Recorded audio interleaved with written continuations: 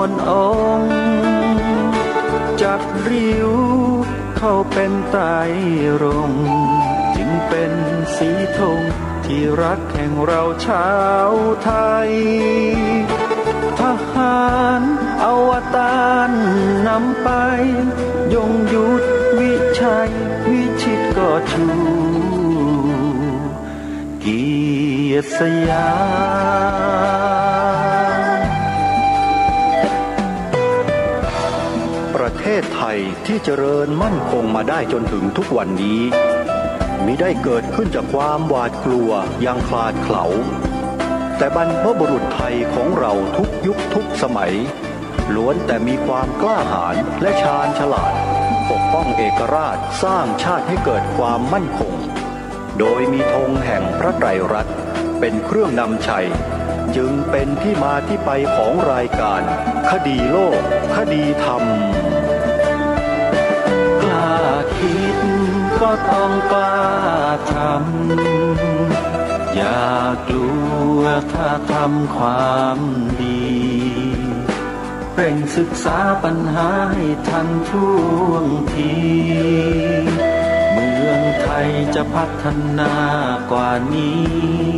รายการดีๆคดีโลกคดีธรรมรายการดีๆคดีโลกคดีธรรม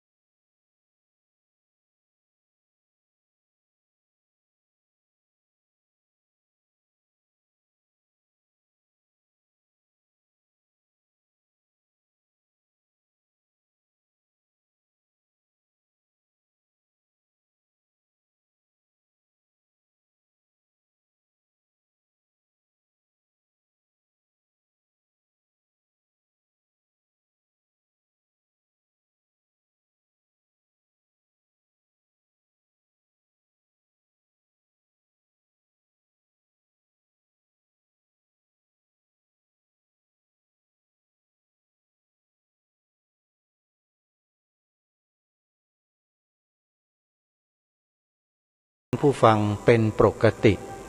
ทุกวันจันทร์ถึงวันศุกร์และวันเสาร์อาทิตย์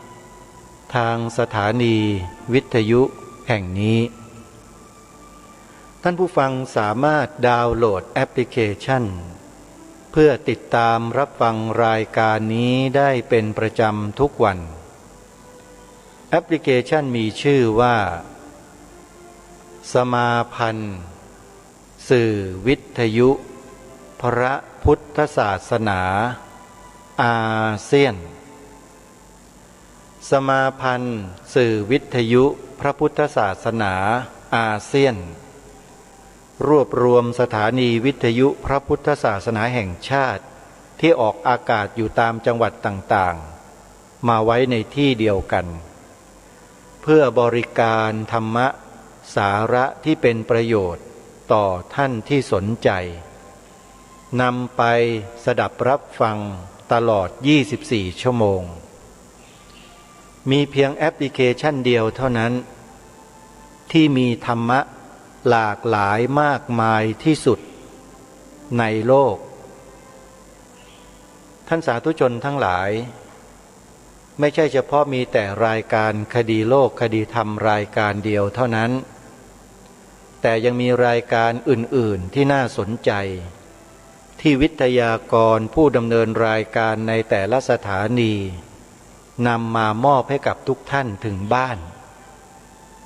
เพียงแค่ท่านใช้โทรศัพท์มือถือของท่าน ดาวน์โหลดแอปพลิเคชันสมาพันธ์สื่อวิทยุพระพุทธศาสนาอาเซียนแอปนี้ไว้ในโทรศัพท์เท่านั้นเองท่านก็มีสถานีวิทยุประจำกายของท่านตลอด24ชั่วโมงท่านจะฟังธรรมะของครูบาอาจารย์ในอดีตไม่ว่าตั้งแต่จะยุคไหนก็แล้วแต่ท่านก็จะสามารถสดับรับฟังได้มีหลายสถานีเปิดธรรมะของพระอาจารย์สมภพโชติปัญโยเป็นประจำจะฟังรำเรื่องลำล่องลำกลอนมีหมดที่แอปพลิเคชันนี้บทเพลงธรรมคีตะธรรมะสายปฏิบัติธรรมะสายวิชาการมีให้ท่านเลือกสดับรับฟังได้ตลอด24ชั่วโมงเพราะฉะนั้นใครที่บอกให้ผู้อื่นดาวน์โหลดแอปพลิเคชันนี้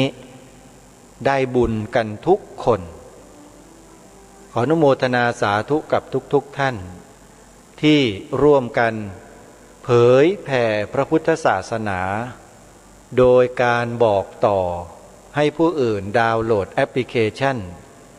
สมาพันธ์สื่อวิทยุพระพุทธศาสนาอาเซียนแอปนี้ร่วมกัน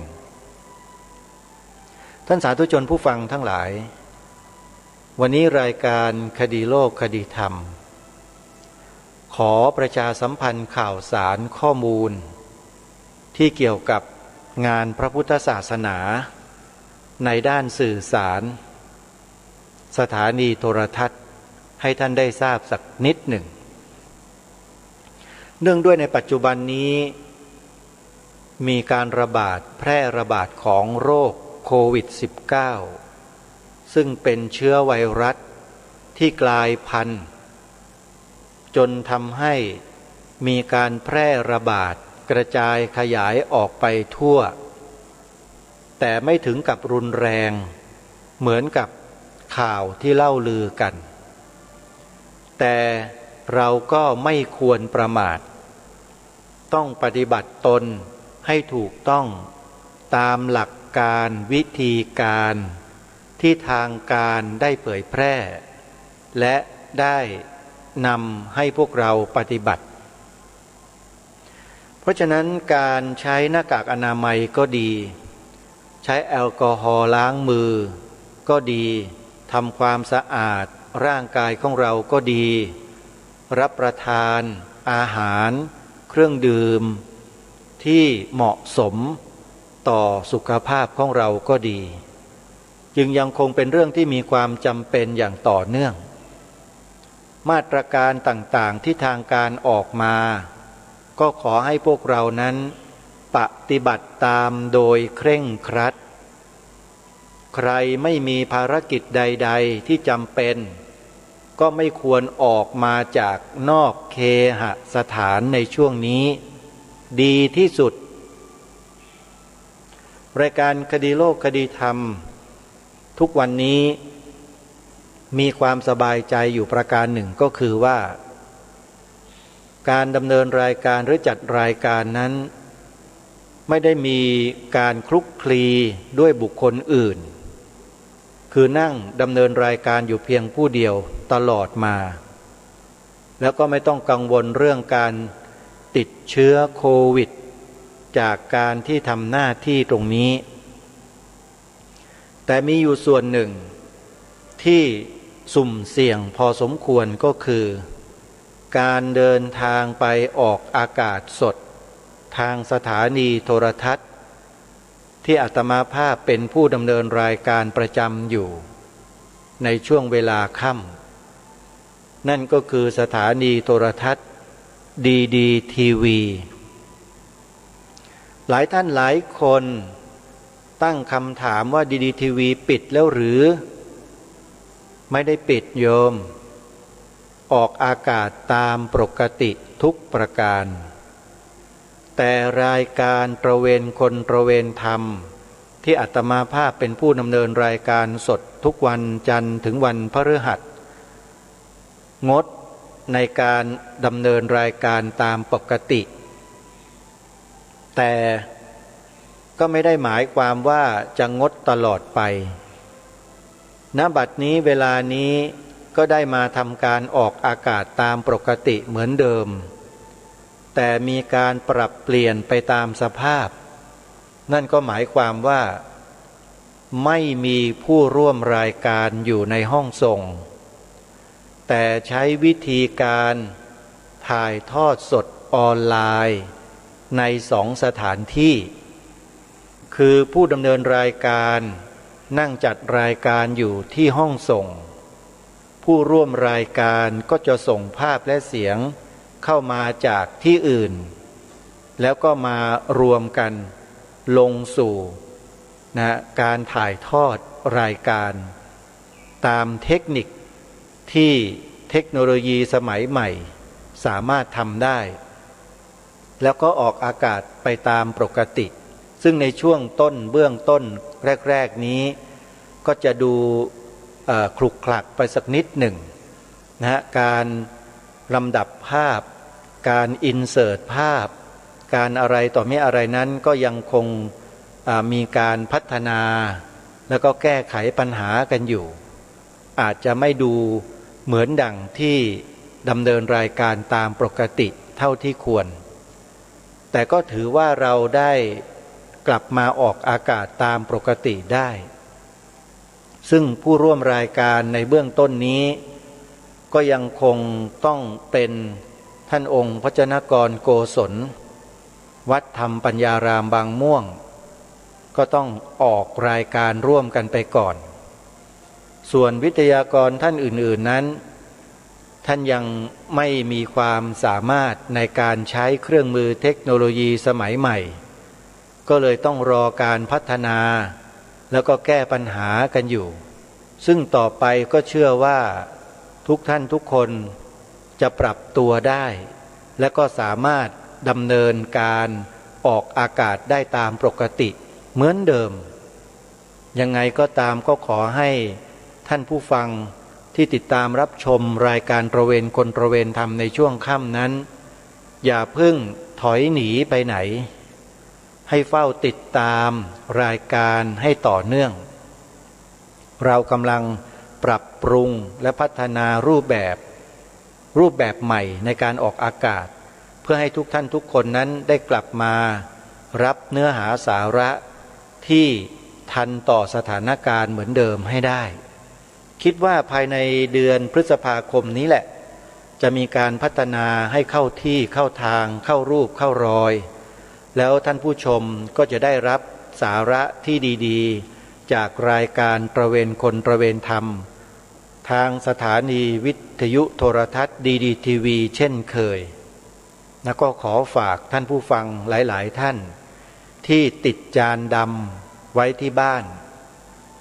ก็สามารถเปิดเข้าไปรับชมสถานีโทรทัศน์ดีทีวีได้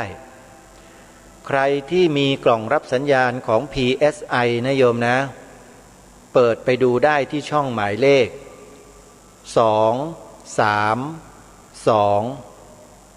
232นี่เป็นกล่องรับสัญญาณของ PSI เขาจะตั้งช่องDDTVช่องนี้ไว้ที่หมายเลขช่อง232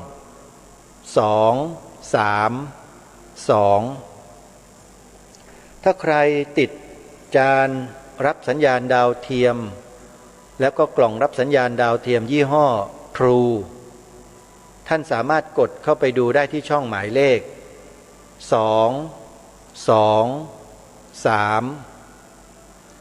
ถ้าเป็นกล่องรับสัญญาณยี่ห้อไดนาเซตอินโฟเซตนาโนเซต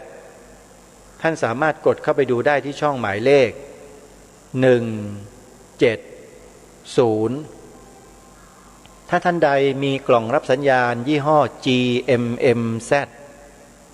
GMMZ ท่านสามารถกดเข้าไปดูที่ช่อง DDTV ได้ที่ช่องหมายเลข154ประมาณนี้นะฮะ154และกล่องรับสัญญาณยี่ห้อ Sunbox ท่านไปดูได้ที่ช่องหมายเลข120 แต่ถ้าใครกดไปดูแล้วไม่ปรากฏมีช่องดีทีวีนั่นก็หมายความว่ากล่องรับสัญญาณของท่านไม่อัปเดตซอฟต์แวร์ตัวใหม่ก็จะต้องเปลี่ยนกล่องรับสัญญาณเสียใหม่ก็คือไปซื้อมาใหม่แล้วก่อนที่จะซื้อต้องถามทางร้านก่อนว่าดูช่องดีทีวีได้หรือเปล่าถ้าดูช่องดีทีวีได้ช่องอื่นก็ดูได้ทั้งหมดเลยโยมอันนี้เคล็ดลับนะโยมนะถ้าใครจะซื้อกล่องรับสัญญาณดาวเทียมใหม่โยมต้องถามร้านค้านั้นว่ากล่องนี้ดูสถานีโทรทัศน์ดีทีวีได้หรือเปล่าถ้าเขาบอกว่าดูได้ขอให้เขาทดลองเปิดให้ดูเดี๋ยวนั้นเลยนะโยมนะอย่าประมาทนะโยมไม่ใช่ซื้อมาแล้วมาตั้งมาอะไรกันเองต้องดูที่ร้านมาก่อนเลยเนี่ยเขาบอกว่ามีถ้าดูแล้วมีซื้อมาก็จะได้ดูตามที่ปรารถนานะฮะก็ขอฝากบอกแจ้งกับทุกท่านทุกคนได้ทราบไว้ณโอกาสนี้ในเบื้องต้นอาตมาภาพก็ไปดำเนินรายการตระเวนคนตระเวนธรรมทางสถานีโทรทัศน์ดีทีวีช่องนี้ตามปกตินะโยมติดตามรับชมกันตั้งแต่เวลา 18:30 นาทีเป็นต้นไปวันจันทร์ถึงวันศุกร์ใครสนใจก็ติดตามรับชมได้ถ้าหากว่าไม่มีโทรทัศน์ผ่านดาวเทียมไม่มีจานดำก็สามารถติดตามรับชมทางโทรศัพท์มือถือได้เลยถ่ายทอดสดทางโทรศัพท์มือถือเหมือนกันโยมเข้าไปดูในช่อง YouTube นะเข้าไปดูในช่อง YouTube นะชื่อช่องสถานีวิทยุโทรทัศน์ดีทีวีพิมพ์เป็นตัวอักษรภาษาไทยทั้งหมดสถานีวิทยุโทรทัศน์ดีทีวีก็สามารถติดตามรับชมรายการสดที่อาตมาภาพเป็นพิธีกรได้เลยเวลา 18:30 นาทีเป็นต้นไปนะโยมนะก็ขอแจ้งให้กับทุกท่านได้รับทราบงานอุปสมบทหมู่ที่วัดป่าจริยธรรมตำบลนาดอกคำอำเภอนาด้วงจังหวัดเลยซึ่งจะจัดให้มีขึ้นตั้งแต่วันที่20 พฤษภาคมนี้เป็นต้นไปขอเรียนเชิญเจริญพรศรัทธาสาธุชนทั้งหลายได้มีส่วนร่วมบุญในงานครั้งนี้โดยทั่วถึงกันปัจจุบันนี้มาตรการป้องกันการแพร่ระบาดของโควิด -19 ก็ได้ดำเนินการไปตามลำดับตามขั้นตอนเป็นปกติส่วนกิจกรรมงานบุญกุศลต่างๆที่มีการรวมผู้คนเป็นจำนวนมากนั้นส่วนมากก็จะงดกันหมดแต่งานอุปสมบทที่วัดป่าจริยธรรมนี้มีมาตรการป้องกันเป็นอย่างดีอาจจะมีท่านใดถามมาว่ายังจัดตามปกติไหมตามที่ได้กำหนดไว้ไหมก็ขอแจ้งในเบื้องต้นนี้ว่าวัดป่าจริยธรรมยังคงจัดงานอุปสมบทหมู่นี้ตามปกติและปีนี้พิเศษรับบวชแม่ชีด้วยรับสุภาพสตรีบวชเป็นแม่ชีด้วยโยมใครที่จะบวชให้กับบุพการีถึงแม้จะเป็นผู้หญิงก็สามารถบวชได้แล้วนะโยมนะไปบวชที่วัดป่าจริยธรรมอำเภอนาด้วงจังหวัดเลยงานนี้เจ้าคณะอำเภอนาด้วงเป็นเจ้าของงานโยมเจ้าคณะอำเภอจัดการเองเลยนะไม่ต้องห่วงอาตมาภาพขอสนับสนุนเต็มที่ใครสงสัยประการใดอยากจะสอบถามรายละเอียดจดหมายเลขโทรศัพท์โทรไปสอบถามได้ที่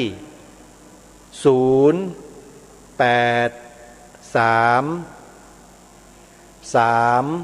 2 7 5 7 0 0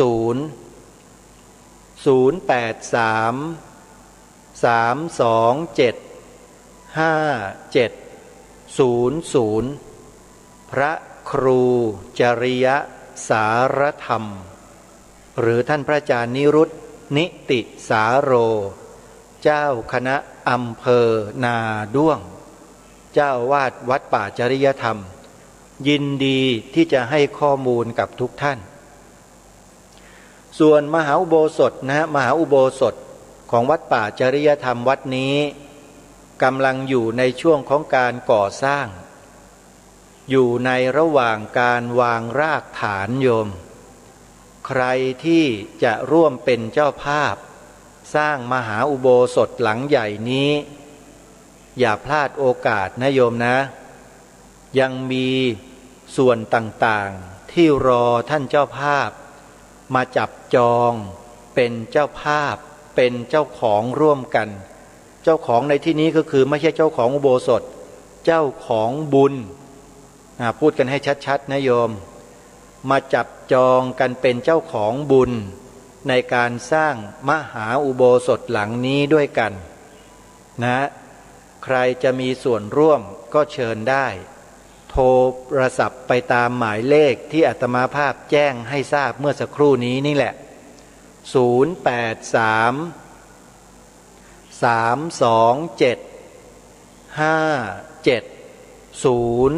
5700โทรไปนะโยมนะ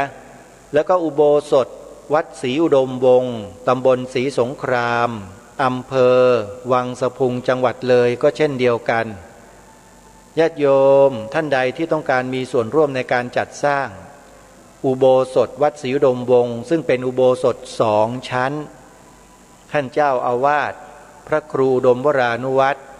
เจ้าคณะตำบลศรีสงครามท่านมีความตั้งใจจะสร้างเป็น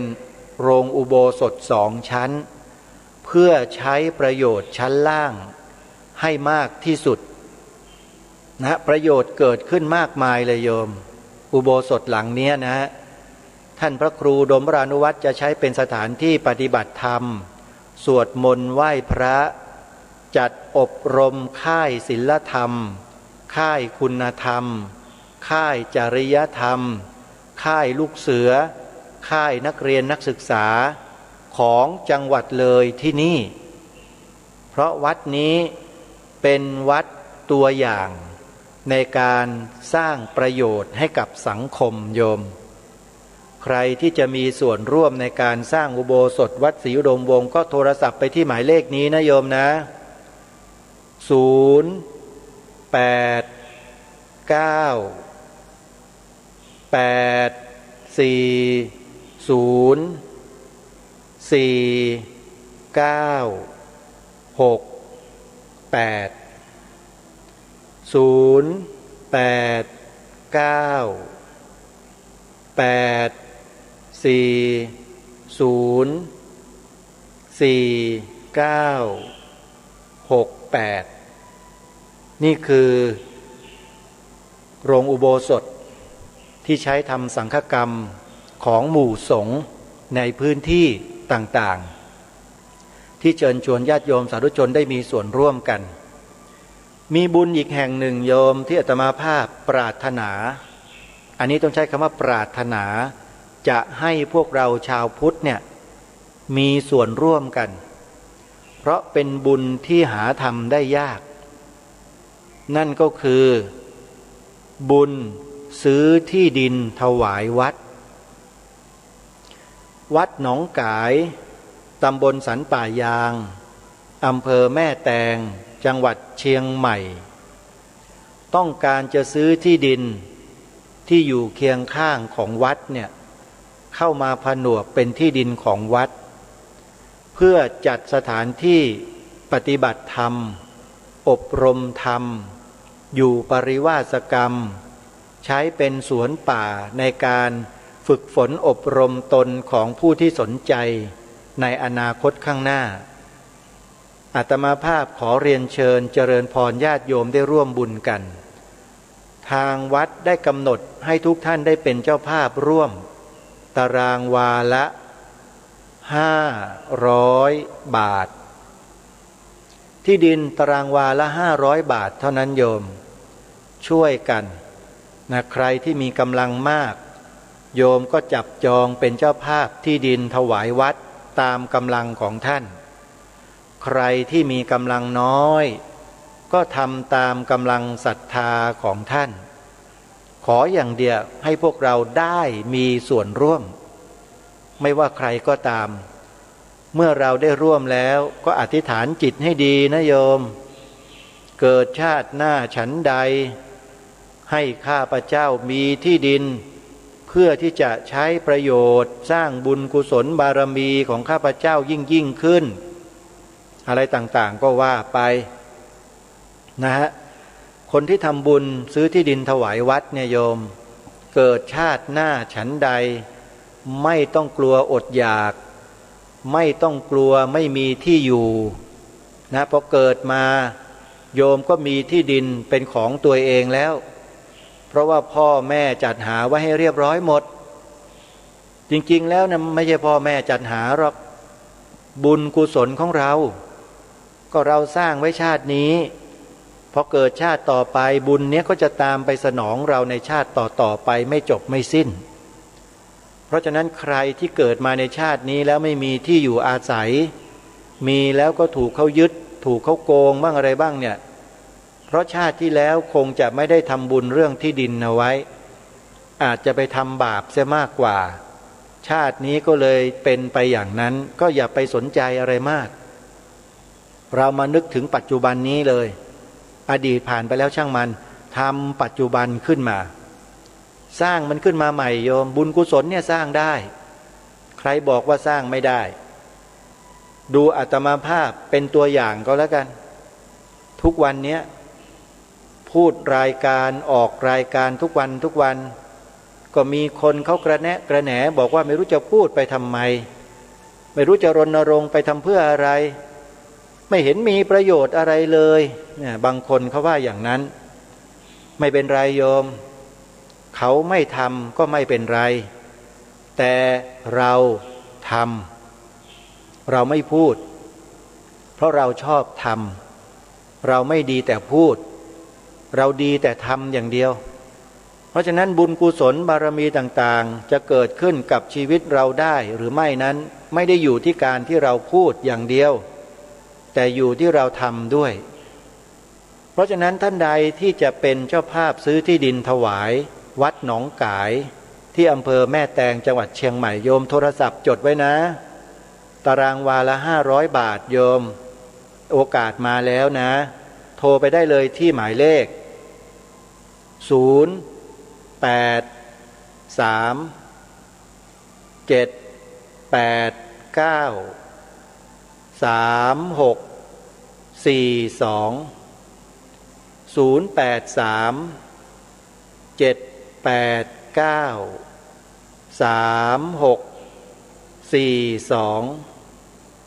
นะอันนี้เป็นเบอร์โทรศัพท์ของท่านรักชาตินะท่านรักชาติถ้ารับโทรศัพท์แล้วก็ช่วยฝาก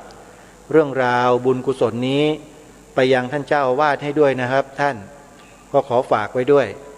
นะญาติโยมสาธุชนทุกท่านนะบุญกุศลใดๆก็ตามที่เราได้สร้างที่เราได้ทำเอาไว้นั้นบุญนั้นไม่ได้สูญหายไปที่ไหนเลยบุญนั้นยังคงตามติดชีวิตและจิตใจของเราเนี่ยในรูปแบบของพลังงานที่สั่งสมอยู่ตลอดเวลาโยมแล้วก็พร้อมที่จะให้ผลแก่เราอย่างต่อเนื่องไม่ต้องกลัวโยมบุญยิ่งสั่งสมก็ยิ่งดีบาปยิ่งสั่งสมก็ยิ่งลำบากโยมต้องการความสุขหรือต้องการความลำบากทุกข์ยากเดือดร้อนอันนี้ทุกคนไม่มีใครชอบความเดือดร้อนวุ่นวายแน่นอนทุกคนชอบความสงบสุขชอบความร่มเย็นเป็นสุขทั้งนั้นและสิ่งเหล่านี้ไม่ได้เกิดขึ้นด้วยการอ้อนวอนหรือว่าการร้องขอนะโยมไม่เกิด ถ้าหากว่าการร้องขอการอ้อนวอนเกิดสิ่งเหล่านี้ขึ้นได้จากการอ้อนวอนจากการขอแล้วไซร้เนี่ยมนุษย์ในโลกนี้ก็ไม่ต้องทำอะไรกันหรอกพอเกิดมาก็สอนให้อ้อนวอนให้ขอกันอย่างเดียวข้าแต่พระผู้เป็นเจ้าผู้เป็นผู้ยิ่งใหญ่ในโลกทั้งหลายในจักรวาลข้าพเจ้าขออ้อนวอนต่อพระเจ้าเพื่อให้ข้าพเจ้าอย่างนั้นเป็นอย่างนี้ได้อย่างนั้นได้อย่างนี้มีอย่างนั้นมีอย่างนี้ถ้าอ้อนวอนแล้วขอได้เนี่ยโยมโลกนี้ก็คงจะสงบร่มเย็นเป็นสุขกันไปทั้งโลกแหละแต่จริงๆมันไม่ใช่เลยฮะมันผิดหลักสากลโยมหลักสากลของธรรมชาติที่เรียกว่าธรรมนิยามเนี่ยมีปรากฏแล้วสอนแล้วเรียนกันอยู่ในศาสนาเดียวในโลกเท่านั้นกฎของธรรมนิยามเนี่ยโยมไปอ่านไปศึกษาดูในธรรมนิยามสูตรได้เลยโยมพิมพ์คำว่าธรรมนิยามใน Google แล้วลองไปอ่านความหมายดูแล้วท่านจะรู้ว่าหลักสากลของธรรมชาตินะมีอยู่ที่บทนี้ไปดูได้เลยแล้วไม่ใช่อ่านแบบนกแก้วนกขุนทองอ่านแบบที่ไม่เอาใจใส่ผ่านๆไม่ได้นะต้องพิจารณาตามให้ลึกซึ้งให้ละเอียดด้วยท่านถึงจะได้ความเข้าใจการอ่านอะไรก็ดีนะฮะตำรับตำราใดก็ดีเนี่ยถ้าท่านอ่านแบบผิวๆเผินๆอ่านแบบพอผ่านตาประโยชน์มันจะไม่ค่อยเกิดขึ้นหรอกแต่ถ้าอ่านด้วยการวินิจวิเคราะห์อ่านด้วยสติสัมปชัญญะวิจารณญาณพิจารณาให้ละเอียดลึกซึ้งรอบคอบด้วยจิตอันแน่วแน่มั่นคงเป็นสมาธิแล้วไซร้ท่านจะได้อะไรที่มากกว่าการอ่านตำรับตำราธรร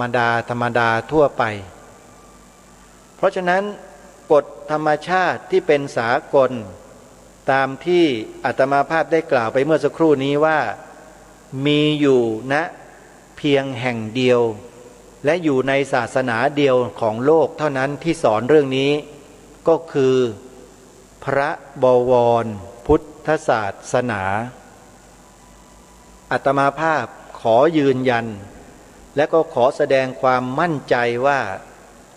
เมื่อท่านผู้มีปัญญาย้ำนะเมื่อท่านผู้มีปัญญาท่านใดก็ตามแล้วมีใจไม่ลำเอียงด้วยนะได้ศึกษาได้อ่านได้เรียนได้เขียนตำรับตำราคำสอนขององค์สมเด็จพระสัมมาสัมพุทธเจ้าตามหลักธรรมนิยามนี้แล้วเนี่ยเชื่อว่าท่านนั้นน่ะจะมีความเข้าใจในหลักสากลนี้ไม่ยากเลยเว้นแต่ว่าคนนั้นเป็นมิจฉาทิฏฐิถ้าคนเป็นมิจฉาทิฏฐิถึงแม้จะมีปัญญากล้าแข็งเพียงใดจะล้ำเลิศขนาดเรียกว่ามี IQ สูง180ก็ตามโยมมิจฉาทิฏฐิคือปัญญามิจฉาทิฏฐินั้นช่วยอะไรไม่ได้เลย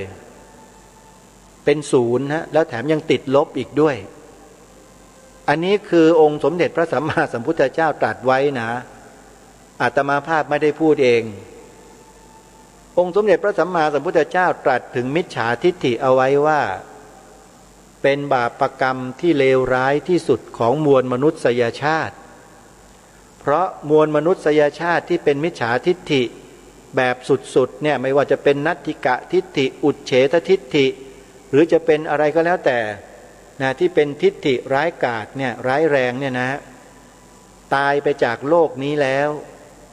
สิ่งที่พึงหวังได้ไม่มีระหว่างขั้นเป็นอนันตริยกรรมก็คืออบายภูมิทั้งสี่หนีไม่พ้นเลยเพราะฉะนั้นท่านสาธุชนทั้งหลายพยายามอย่าสงสัยเลยแต่จงอ่านจงเรียนจงเขียนศึกษาด้วยจิตที่แน่วแน่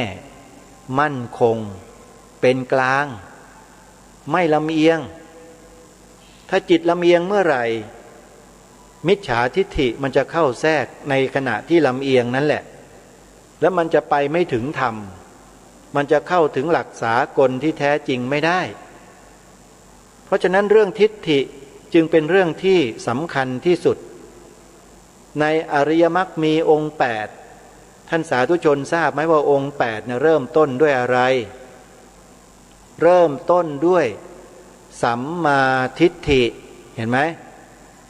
ถ้าคนเราไม่มีสัมมาทิฏฐิแล้วเนี่ยจะเดินไปตามหลักอริยมรรคมีองค์8บรรลุเป็นพระโสดาบันสกทาคามีอนาคามีจนถึงอรหันต์ได้หรือไม่มีทางหมดทางเลยฮะเพราะฉะนั้นสัมมาทิฏฐิจึงเป็นเหตุปัจจัยในเบื้องต้นที่จะนำไปสู่สัมมาสังกัปปะสัมมาวาจาสัมมากัมมันตะสัมมาอาชีวะสัมมาวายามะสัมมาสติและสัมมาสมาธิ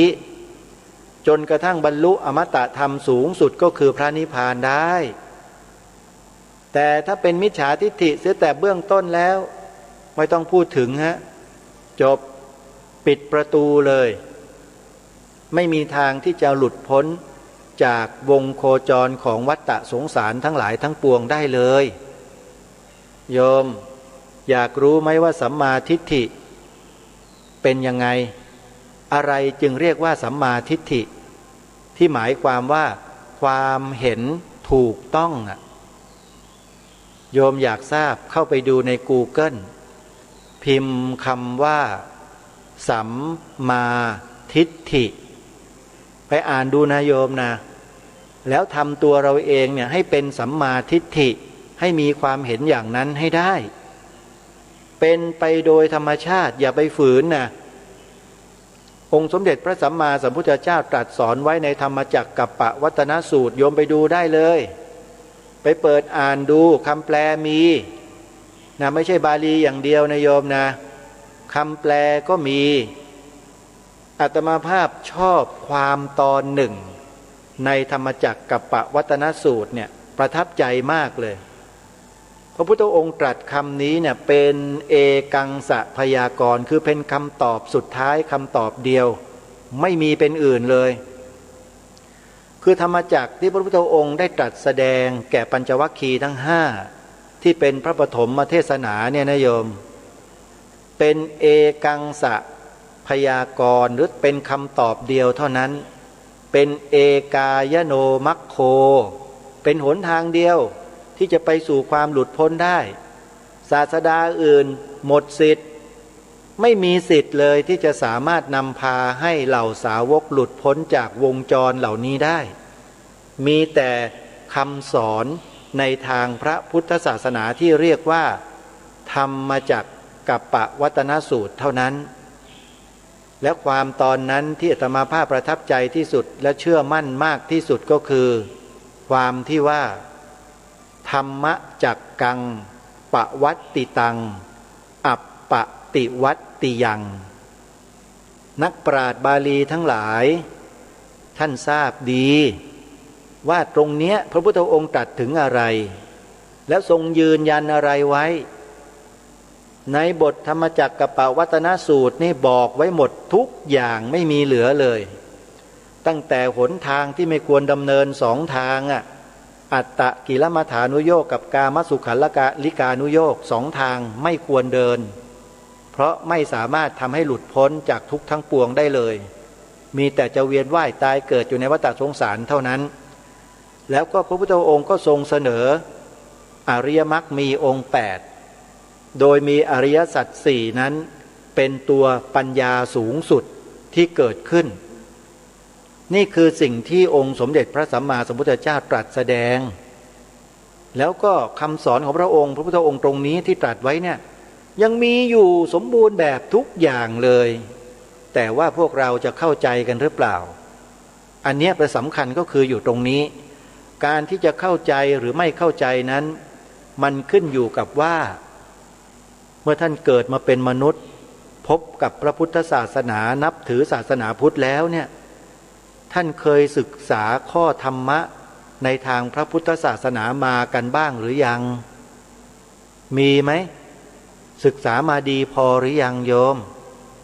กอไก่ขอไข่ขอขวดคอควายคอคนคอระฆังงองูจอจานจอจิกจอช้างซอโซ่จอเชยยอชดาดอเด็กทอฐานตอดนามนโทรอพุเท่านอนเดนเนี่ยชั้นกอไก่ขอไข่เรียนมาหรือยังทำความรู้ความเข้าใจในเบื้องต้นกันหรือยังไม่เคยเรียนกันไม่เคยเขียนไม่เคยอ่านกันเลยถ้ายังไปเรียนไปเขียนไปอ่านกันซะก่อน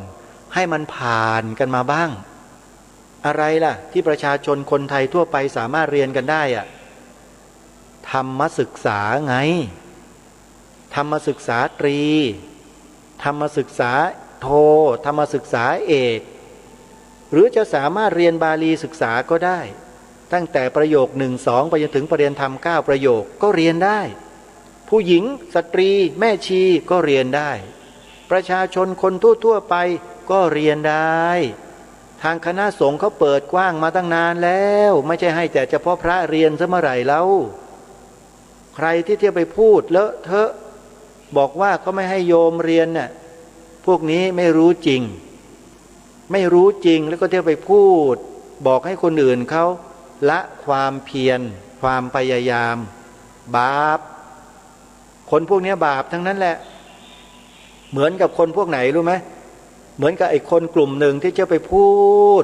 ดบอกว่าอย่าถวายเงินพระอย่าถวายเงินพระเนี่ยไอ้พวกนี้ก็ตัดช่องน้อยแต่พอตัวทั้งนั้นแหละบาปเหมือนกันไปตัดบุญคนอื่นเขาเนี่ยเขาเรียกว่าขัดผลประโยชน์ของคนอื่นมันไม่เท่าไหร่หรอกแต่ไปขัดผลประโยชน์ของศาสนาโดยภาพรวมเนี่ยมันโคตรบาปนะเนี่ยพวกเนี้ยนี่ขอบอกไว้เลยนะโยมใครที่ไปคล้อยตามอยู่ตอนเนี้ยให้ถอนตัวออกมาได้แล้วพระสงฆ์ไม่ใช่โจรนะโยมบวชมากันเนี่ยบวชกันมาเพื่อปฏิบัติประพฤติปฏิบัติในสิ่งที่ดีสิ่งที่ถูกต้องไม่ใช่บวชมาเป็นโจรนะโยมไม่ใช่ไปถือ M16 ถือระเบิดไปวางกับตำรวจทหารเหมือน3จังหวัดชายแดนภาคใต้ไม่ใช่นะไปเทียบเคียงกันดูสิใครที่ชอบว่าพระเนี่ยไปเอาเรื่อง3จังหวัดชายแดนภาคใต้มาวางคู่กันแล้วมานั่งดูดิว่าจะให้เลือกเนี่ยจะเลือกเอาอะไรจะเลือกส่งเสริมใครพวกโจร3จังหวัดภาคใต้หรือส่งเสริมพระสงฆ์สามเณรเหล่านี้อาตมาภาพจะถามอย่างนี้ตลอดสำหรับคนที่ชอบตำหนิพระเนี่ยทำไมมันไม่เห็นอะไรที่มันอยู่ในบ้านในเมืองนี้ให้ทั่วถึงเสียก่อนแล้วก็มาทำการอะไรในลักษณะแบบนี้อาตมาจึงทำให้อาตมาภาพไม่สามารถจะยุติการมองคนเหล่านี้ว่าเป็นคนกลุ่มเดียวกันได้ไม่สามารถจะยุติได้เลยนะห้ามอาตมาภาพไม่ให้มองเป็นอย่างนี้ได้เลยโยมเพราะมันมองเป็นอย่างอื่นไม่ได้ขบวนการเหล่านี้เมื่อเราสังเกตดีๆพิจารณาอย่างละเอียดลึกซึ้งแล้วเนี่ยนะฮะมันเหมือนกับว่ากระทำการร่วมกันน่ะไอ้ฝ่ายหนึ่งขู่ฆ่าทำให้เกิดความหวาดกลัวอีกฝ่ายหนึ่งก็ทำให้เกิดความหวั่นไหวหวั่นเกรงทำให้เกิดเสียประโยชน์ทำให้เกิดความเสื่อมเสียหายมันมาคู่กันเลยนะโยมนะแล้วมันมาในลักษณะของความหวังดีนะคนพวกนี้อาตมาภาพจึงได้พยายามอัญเชิญกระแสพระราชดำรัสของล้นเกล้ารัชกาลที่6ที่พระองค์ได้ตรัสพระราชทานไว้ในบทพระราชนิพนธ์เทศนาเสือป่ามาเตือนสติพวกเราคนไทยไว้เนืองๆจำได้ไหมที่พระองค์ตรัสว่าผู้ที่คนอื่นเขาส่งเข้ามาปลอมแปลงเพื่อทำลายพระพุทธศาสนาเราทั้งหลายต้องคอยระวังรู้เท่าไว้จึงจะควร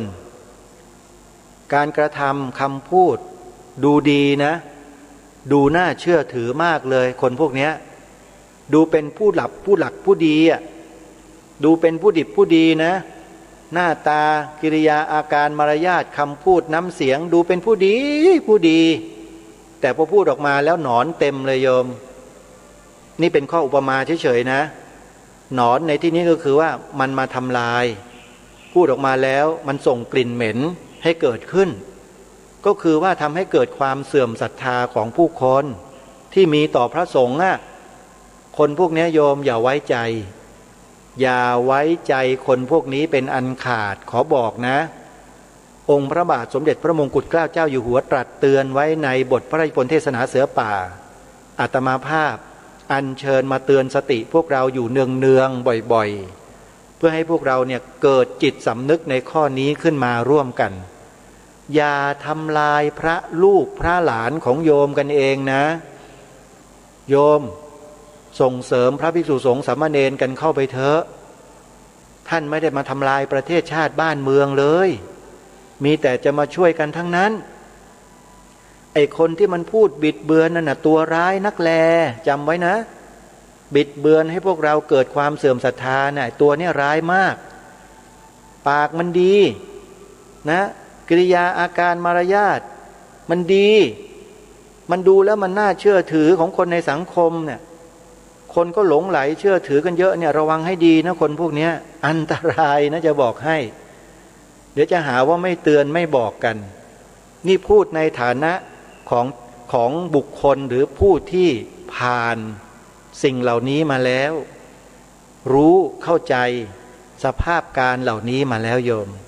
แล้วก็เห็นมาแล้วก็พิสูจน์มาแล้วว่ามันไม่ได้มีผลดีต่อพระพุทธศาสนาของเราเลยดีตรงไหนถามหน่อยเที่ยวไปบอกให้ญาติโยมเลิกถวายเงินพระเนี่ยมันดีตรงไหนแล้วพระเป็นใครล่ะพระเนี่ยเป็นพระอรหันต์กันหรือไงไม่ใช่เป็นลูกหลานของโยมมาบวชกำลังฝึกฝนอบรมตนกำลังศึกษาเล่าเรียนกำลังกระทำสิ่งที่เป็นประโยชน์ให้กับตนเองและผู้อื่นไม่ได้มากอบมาโกย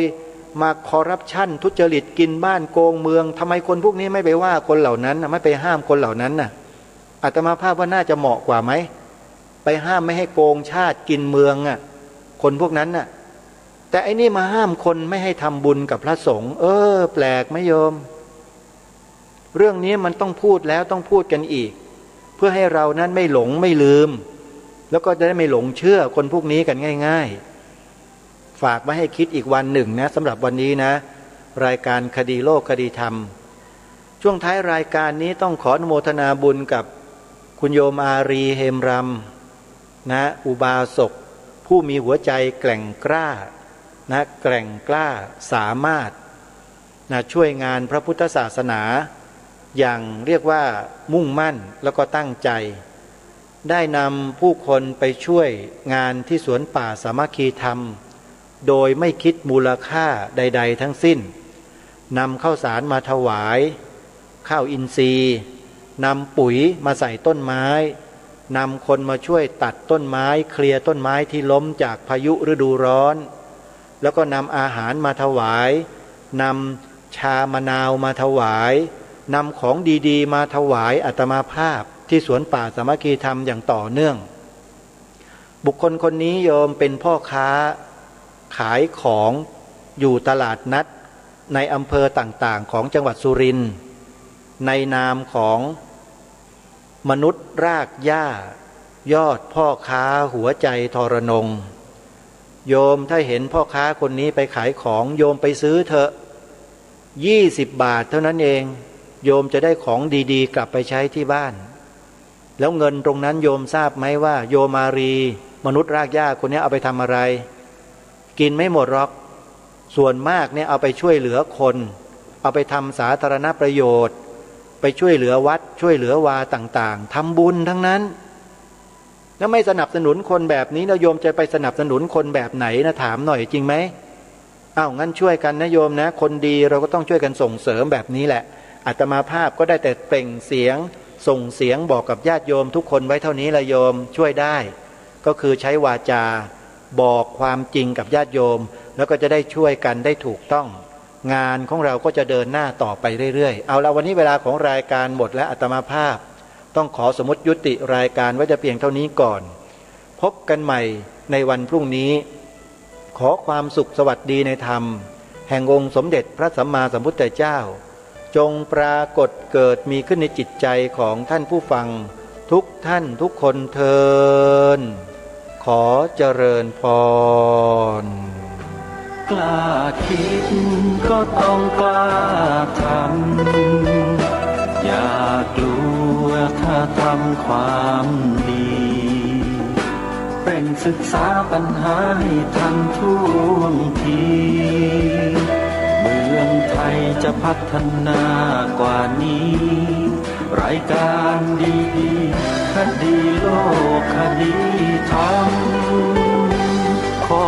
รำพันบรรยายความคิดเครื่องหมายแห่งสีทั้งสามงามถนัดขาวคือบริสุทธิ์สีสวัสดิ์หมายพระไตรรัตน์และธรรมะคุ้มจิตไทยแดงคือโลหิตเราใสซึ่งยอมสละได้เพื่อรักษาชาติศาสนาน้ำเงินคือสีโสภาอันจอมประชาถ้าโปรดเป็นของส่วนองค์จากริ้วเข้าเป็นไตรรงค์จึงเป็นสีธงที่รักแห่งเราชาวไทยทหารอวตารนำไปยงยุทธวิชัยวิชิตก็ชูเกียรติสยามประเทศไทยที่เจริญมั่นคงมาได้จนถึงทุกวันนี้มิได้เกิดขึ้นจากความหวาดกลัวอย่างคลาดเขลาแต่บรรพบุรุษไทยของเราทุกยุคทุกสมัยล้วนแต่มีความกล้าหาญและชาญฉลาดปกป้องเอกราชสร้างชาติให้เกิดความมั่นคงโดยมีธงแห่งพระไตรรัตน์เป็นเครื่องนำชัยจึงเป็นที่มาที่ไปของรายการคดีโลกคดีธรรมกล้าคิดก็ต้องกล้าทำอย่ากลัวถ้าทำความดีเร่งศึกษาปัญหาให้ทันท่วงทีเมืองไทยจะพัฒนากว่านี้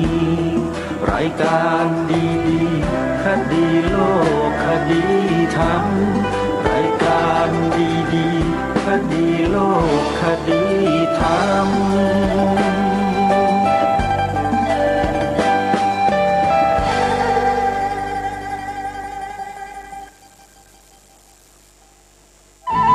ที่จบไปแล้วนั้นเป็นรายการคดีโลกคดีธรรมดำเนินรายการโดยพระครูประหลัดณรงค์ฤทธิ์